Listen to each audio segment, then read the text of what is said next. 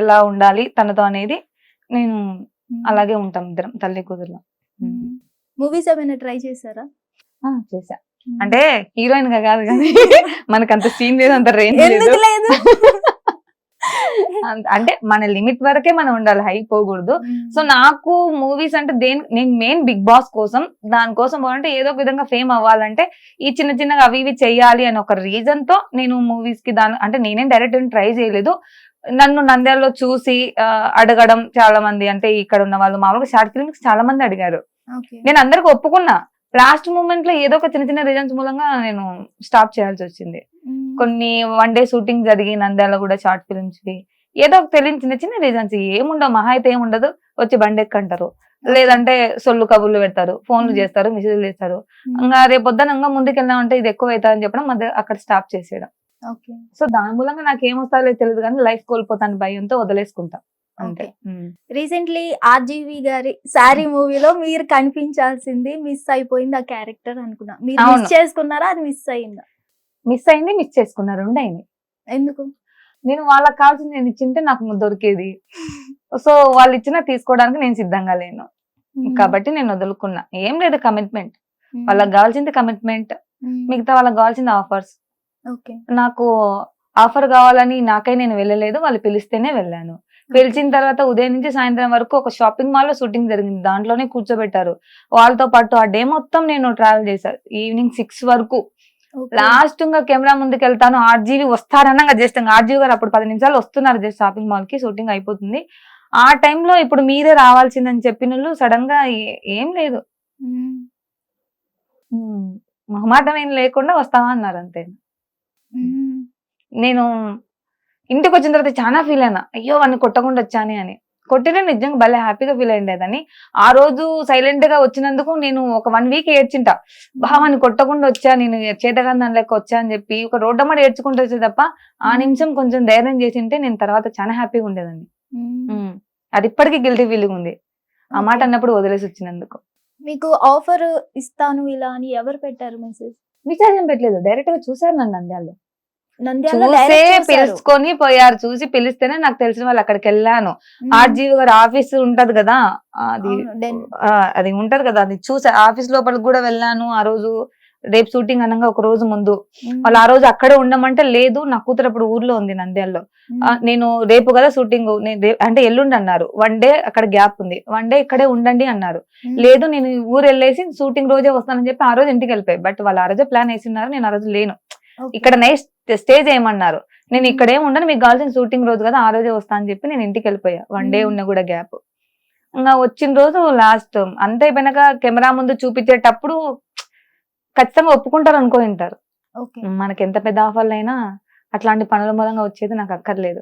మిమ్మల్ని తీసుకొని వెళ్ళిన పర్సన్ అడిగారా లేదంటే అన్న చాలా ఫీల్ అయినాడు, అన్న చాలా బాధపడినాడు. నేను ఇట్లా జరుగుతాను అనుకోలేదు లక్ష్మికి, సారీ నాకు క్షమించు తప్పైందని చెప్పి అన్న కూడా చాలా ఫీల్ అయ్యాడు. నేను అన్నతో కూడా నెంబర్ కూడా బ్లాక్ చేసేసా. అన్నకు తెలియకుండా ఏం ఉండిండదు. మా అన్న లాస్ట్ మూమెంట్ లో ఆయన సైలెంట్ అయిపోతే కామ్ అవుతారేమో అనుకున్నట్టున్నారు. అంత తగ్గే రకం అయితే కాదు నేను. ఆఫర్స్ అక్కర్లేదు. మొత్తానికి సారీ మూవీ చూసారా? హీరోయిన్ కాస్ట్యూమ్స్ అన్ని అది చూసాను. ఒకవేళ కమిట్మెంట్ లేకపోతే ఆ కాస్ట్యూమ్స్ మీరు వేసుకునేవారా? సచ్చినా చేయము అట్లాంటిది. మంచిగా జరిగింది అనుకుంటారా? 100% మంచిది, దరిద్రం పోయిందిరా బాగా అనిపించింది అది చేయనందుకు. ఇంత ట్రెడిషనల్ గా ఉన్న ఆమె ఆర్జీవి మూవీ అని తెలిసే కదా వెళ్ళారు మీరు. అంటే అక్కడ అన్న ఉన్నాడు కదా అని ధైర్యం తెల్ల, ఆయన పలానా పర్సన్ మూవీ అని ఏం చెప్పలేదు. చెప్పాడు ఆర్జీవి అని, బట్ ఆ అన్న అక్కడ పని చేస్తాడు ఆయన దగ్గర. చాలా మంచోడు, లక్ష్మి బయటికి కనిపించేది వేరు లోపల ఉండేది వేరు, నేనున్నా కదరా రామ్మా అన్నాడు. సో అన్న మీద ధైర్యంతో వెళ్ళా. సో ఆయన నేను ఒంటరికి కూడా వెళ్ళలేదు, నాతో పాటు 2 పిలుచుకొని వెళ్ళా నా ఫ్రెండ్స్ అమ్మాయిని. వాళ్ళు ఒప్పుకోలేదు, నేను ఒక్కదని. వేరే వాళ్ళకి ఫుడ్ పెట్టడానికి కూడా బాధపడ్డారు తెలుసా వాళ్ళు. వేరే వాళ్ళ వెంట పిలుచుకోపోయింటే ఒంటరిగా రావాలని నేను, వాళ్ళు నాకు తెలియదు అంతవరకు ఒంటరిగా రమ్మన్నారు అని.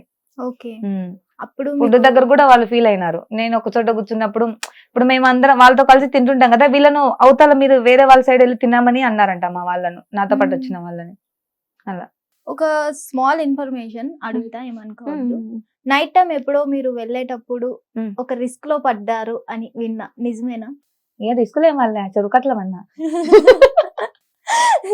తెలివిగా ఆన్సర్ ఇస్తున్నారు. ఏం లేదు, చిన్నది ఇట్లా రీల్స్ అని నాకు ఫాలోవర్స్ ఉన్నారని చెప్పి అక్కడ నంద్యాలలో ఉన్న వాళ్ళు లేడీస్ మనం కలిసి రీల్స్ చేద్దాం మాకు కూడా రీచ్ వస్తుంది అంటే నేను వాళ్ళతో పాటు ఓకే అని చెప్పా. ఒక చిన్న ఇష్యూ గొడవ వాళ్ళ నుంచి పెద్ద పెద్ద బూతు మాటలు విన్నా, దానికి నేను కూడా రిప్లై ఇచ్చా. అది బయట జరిగింది, ఒక 20 మంది ఇనిండొచ్చు ఆ మాటలని.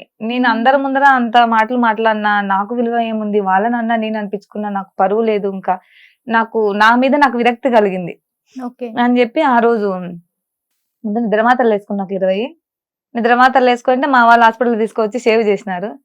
నాకు ఆడికి కూడా అది మైండ్ లో నుంచి పోవట్లేదు. చక్కగా బండి వేసుకొని పోయి చెరుకట్లో దుంకినాను. ఇంకా తర్వాత 3 days కి మెలకొచ్చింది. నన్ను ఎవరు కాపాడినారు కూడా నాకు తెలియదు. అంటుంటారు పాపాలు ఎక్కువైనా కాబట్టి గంగమ్మ కూడా నేను పిలుచుకోలే పైకి దుబ్బింది అని. అంత పాపం మీరేం చేశారు అనడం కామెడీ. అంటే పాపాలు ఎక్కువ చేసినావు అందుకే నిన్ను గంగమ్మ కూడా వద్దని పైకి దుబ్బింది అంటుంటారు అనమాట. అలా అది నా లైఫ్ లో అనిపిస్తుంటది. మేబీ ఆ రోజు దేవుడు మంచి చేసినాడు. బట్ నాకైతే వాళ్ళని ఏదో ఒక రోజు కలవాలని ఉంది. వాళ్ళు ఎవరో కూడా ఇప్పటికి తెలియదు నేను ఎవరు కాపాడినారు ఆ రోజు నైట్. ఇప్పుడు మీరు చెప్తున్న ఇష్యూ ఇదో కాదో నాకు తెలీదు, రేప్ నుంచి కూడా తప్పించుకున్నారు అని విన్నాను, నిజమేనా? అది ఎవరు చెప్పినారు మీకు? తెలుస్తాయి. అవైతే జరిగినాయి. పోలీసు వాళ్ళు వచ్చి అసలు ఎలా జరిగింది సిచ్యువేషన్ అంటే కరోనా టైం అది. మా వాళ్ళకి హెల్త్ బాగాలేకపోతే నేను ఫ్లూయిడ్స్ పెట్టడానికి వెళ్ళాను. నాగులారం వెళ్ళా. తిరిగి నాగులారం నుంచి తిరిగి వచ్చేటప్పుడు నాది బండి ఆగిపోయింది. నాకు పెద్దగా అడ్రస్లు తెలియవు, గుడ్డికి వెళ్తా తప్ప నాకు ఈ సోషల్ బ్రెయిన్ అదే ఏం లేదు. ఒక దారి చూసినట్టు చక్కగా ఈ సందు ఆ సందు ఆ సందు ఇదే నా బ్రెయిన్, ఎర్ర బస్సు అట్లా అన్నమాట. అలా పోయి రిటర్న్ వచ్చేటప్పుడు బండి ఆగిపోయింది. మధ్యలో 2 అబ్బాయిలు వెళ్ళారనమాట నా ముందర నుంచి. వాళ్ళు మళ్ళీ రిటర్న్ వచ్చి నన్ను అక్క ఏమైంది చాలా సేపు నుంచి ఇక్కడే ఉన్నావు అంటే ఇట్లా బండి ఆగిపోయింది తమ్ముడు అన్న. అక్క మేము తీసుకొని వెళ్తాం మాతో పాటు రా అక్క అని చెప్తే వాళ్ళు నా బండి అక్కడ ఇక్కడ కాళ్ళు పెట్టి లైటింగ్ వేసి తీసుకుపోయినారు. వాళ్ళు అక్క అన్నారు. అక్క అంటే ఇట్లాంటివి ఏమి ఉండవు కదా అంటే నాకు ఒక రెస్పెక్ట్. అన్న అంటే అన్న, తమ్ముడు అంటే తమ్ముడు, అక్క అంటే అక్క. నా మైండ్ సెట్ అది.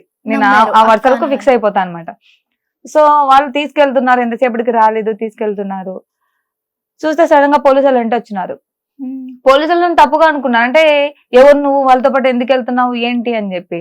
తర్వాత నేను ఇలా వెళ్తున్నాను, వీళ్ళు వచ్చి పిలిచినారు. నేను పలానా హాస్పిటల్కి ఇప్పుడు డ్యూటీకి వెళ్ళాలి, ఇట్లా ఆగిపోయింది అని చెప్తే ఇంకా వాళ్ళని పట్టుకొని కొట్టినారు.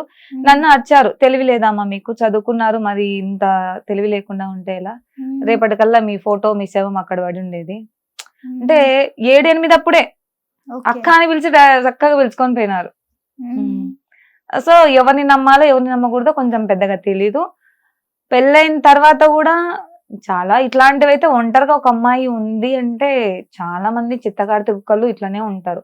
నంద్యాలలో ఎస్ఐ కానించి కానిస్టేబుల్స్ గానీ, లాయర్స్ గానీ, డాక్టర్స్ గానీ. నేను ఒక డాక్టర్ కి 2-3 వార్నింగ్ ఇచ్చా. ఒక డాక్టర్ అయితే చెప్తూ కొట్టా నంద్యాలలో. చాలానే ఇష్యూలు అయినాయి, మామూలే. అవన్నీ జరుగుతుంటాయి. హిట్ టీవీ యాప్, ఇందులో short news, live news, entertainment shows, movies, digital magazines తో పాటు మీ జిల్లా వార్తలను కూడా ఫ్రీగా చూడొచ్చు.